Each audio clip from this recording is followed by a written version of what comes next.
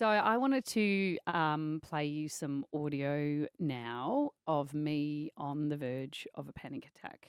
And I know this might seem a peculiar thing to do and not something we'd normally do, but I think people have an idea of what anxiety looks like. And I think it's very different for everybody. And you would often not know what's going on for Mm. somebody because people are very good at masking it.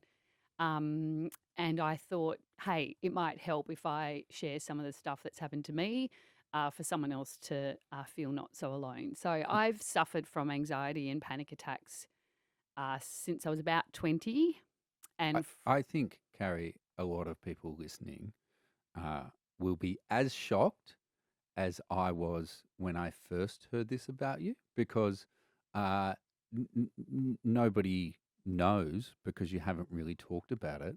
And because you are in the public eye and you speak into microphones all the time, everyone would assume that that is something that makes you comfortable. But yes, a lot of the time it makes me extremely uncomfortable. Yes. which I know now, but like a lot of people now hearing it for the first time you told me, which was years and years into you having experienced this for ages, I was rocked to my core. Yeah, and I think for a long time I felt it's hard actually to describe what I felt. It was like shame, I think embarrassment. I don't think I really fully understood what was going on in my own head. Um, yeah, so I think talking about it almost made me feel more anxious. So I just kept it in my own head. But I saw this old footage of me recently um, on Rove Live, and it made me really emotional because not only did I feel sad for my eyebrows because I'd never had any. Honestly, it's all What? I could look at when I saw the vision was the fact that I never had any eyebrows. But more importantly, I think I looked at it and I just remembered the feeling I had. I just saw in the vision of me on Rove Live, all I could see was anxiety. And I was just permanently in a state of panic on that show. And I saw that girl in the vision and I just wanted to reach through the phone and hug her because I was like, oh my God, that was terrifying. Yet I also remember it as being such an awesome part of my life. And that's the trickiness with anxiety. It can all play together at the same time. And every Mm. single time I did my Carrie at the news desk segment, I was on the verge of a panic attack. In fact, pretty much every single time I went on air in any capacity on TV and radio for a good decade, I was on the verge of a panic attack. And um, I'd sometimes have the panic attacks while I was on air reading the news, and I would disguise like my shortness of breath or my, quavering voice with coughs or laughs or technical difficulties. And I'd kind of never know when they were going to come. So I was constantly sort of on alert, like hyper vigilant, I guess, in case one was around the corner. So it's just like all I could think about. Mm. Um, I often think about how I managed to string a sentence together any time on air because that was at the forefront of my mind. And I think I was about 20 when I had my first panic attack. I was reading the news on Perth's 92.9 and I had to stop reading the bulletin part the way through. And I just pretended that I was having an asthma attack because I didn't really know what to say. I didn't really understand what had actually happened at that moment. And it was weird because I'd always been so confident. I did drama at school and I was always the one putting myself out there. And but something switched in that moment. And from then it was like game on. And the threat of an attack would come every time I'd go on air, which I was reading the news. So that was every 15 minutes doing traffic. Yeah. I'd have it in my head that I might have one. You know, And I would fear that they would come, which would then make it a vicious cycle and bring one on. And so it was just like this permanent like fight. It was a permanent rush to get it over. And I wanted to, the audio that I said at the beginning I wanted you to play is I just heard this audio the other day of one of my news bulletins. And if you hear the speed and the anxiety and I don't even think I take a breath for the entire time I'm talking. For someone driving in their car, that they would have just thought that I had a funny sounding voice and that I was a young girl, not understanding that what you're about to hear is literally someone in a state of panic. And the fate of the English Siamese twins have been decided. A London court's ruled they can undergo surgery to separate them. Doctors are expected to wait a month, though. We have speed cameras on Marmy and Ave Sorrento, Southwest Highway Armidale, Great Eastern Highway Greenmount, Tonkin Highway Morley, Ennis Ave Rockingham and Orong Road Belmont. You can turn it down now. We don't need to know how the traffic's going back 20 years ago. But and then for some reason, I then chose to take a job and move interstate. And I still look back and think, how did I do that? Because I was so consumed by this anxiety, and I didn't tell my family and friends about it because I think it felt quite insignificant in the scheme of some of the stuff that was happening in my life at the time. Um, but I remember I would have them all afternoon when I was reading the news on Nova with Andy, the co-host of the Drive show, and then all morning when I joined Husey and Kate all those years ago. And I only told Kate Langbrook about it the other day, and she was like, "What are you talking about?" I think I managed to get through that whole time without. I just imagine people are having meetings in rooms going, "What's wrong with her? Why does she sound like that? And why does she do that?" She had no idea. And I think it's interesting, her first comment, which was, "Why didn't you tell me?" And I think that's the thing. I just wish I had spoken to people about it back then because she wouldn't have cared. She would have done nothing but helped me out, you know. But instead, I just coped. I found terrible strategies to cope. I would get myself into a state of panic. So, like high heart rate, sweaty, literally on the verge of having a panic attack just before I went on air, so that I was already struggling to breathe as a way of tricking my brain that then I couldn't have the panic attack because I was already in a state of panic. So one couldn't catch me by surprise, which I know sounds absolutely insane. And I think back to some of the traffic reports that I had to read over that time because there was no grabs, which are things that you would play bits of audio to There was break no up. breaks. There was no breaks. And I would look at the traffic report, and sometimes it was obviously peak hours, so there'd just be so much. And I'd look at it, and all I'd say on air was, "The roads are looking good this morning." And then I'd give the phone number and I'd get out. And I think back now to all the people in their cars that must have just been screaming, going, "The roads are not looking good."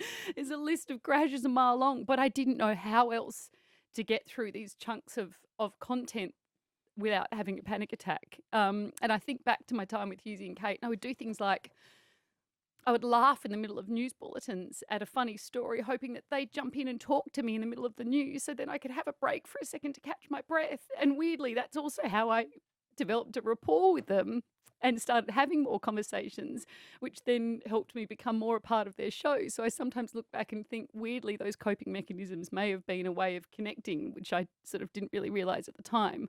But I would cough or sneeze. I had all these crazy circuit breaker ways of trying to help myself out. And I look back and I think, I wish I'd told my bosses. I wish I'd told my colleagues. I think I was worried that they think, "Oh my God, like she's a risk to our show, to our program," and, you know, that I'd lose my job. And I did end up telling Andy, who was the guy that I worked with in Drive. I trusted him and I knew that he would catch me if I fell.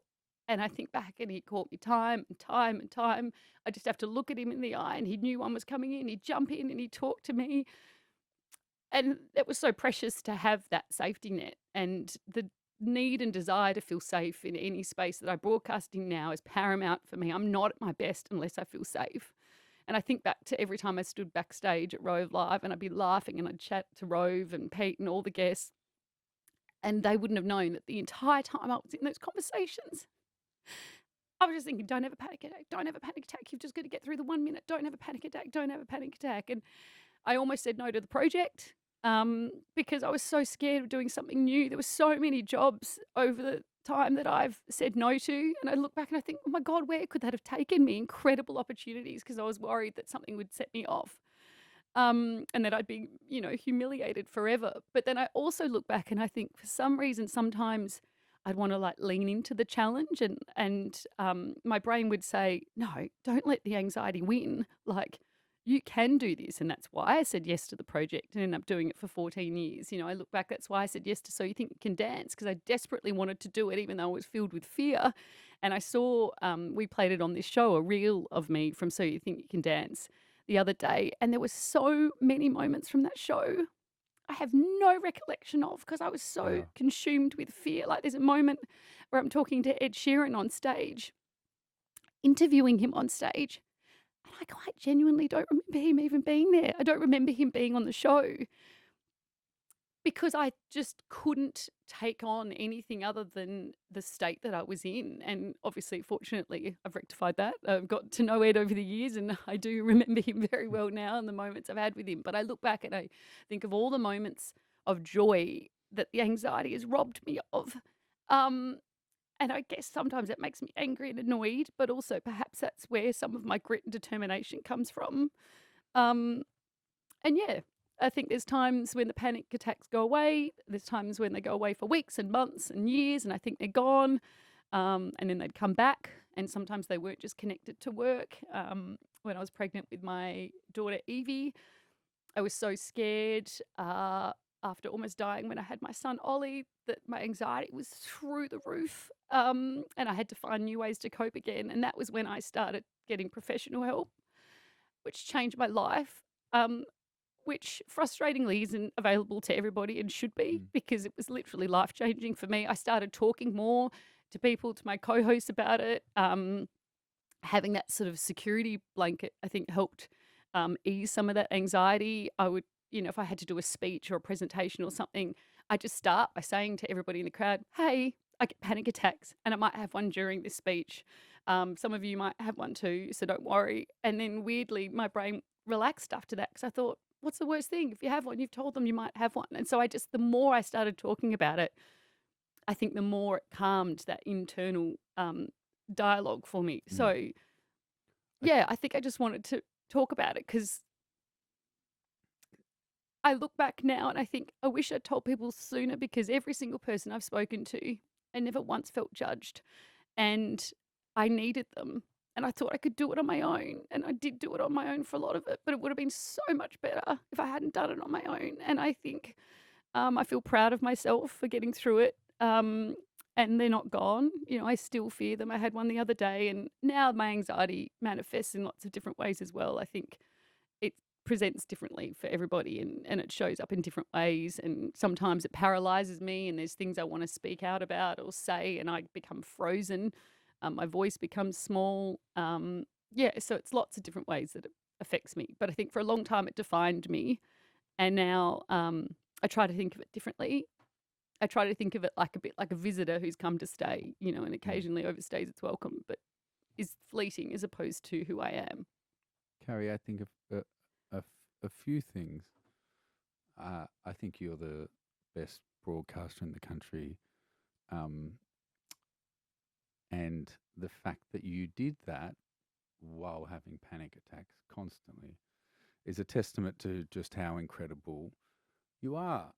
I also think you obviously talking about it now will be amazing, because when people hear that, and like even the first time you told me, this is not the first time I'm hearing it, the first time you told me, and I think for a lot of people, your first thought is, well, then why'd you do this job that gives you No, I panic ask attacks? myself But that often. I realized very quickly it's because you love this job and you're not going to let anything get in the way of that.